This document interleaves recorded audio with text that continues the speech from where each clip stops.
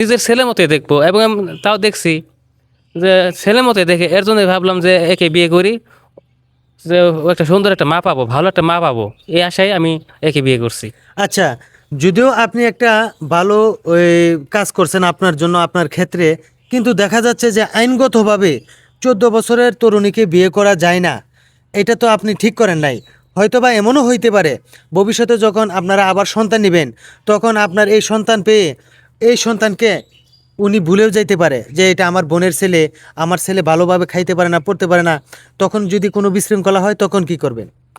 তাই তখন দেখা যাবে কি হয়।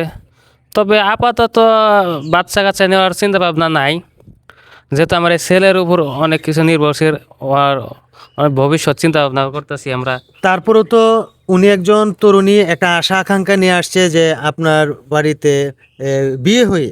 সাংবাদিক ভাই, জি। মেয়েটা ভালো আছে বুঝছেন, এরকম কোনোদিন করবিলে আমার বিশ্বাস আছে।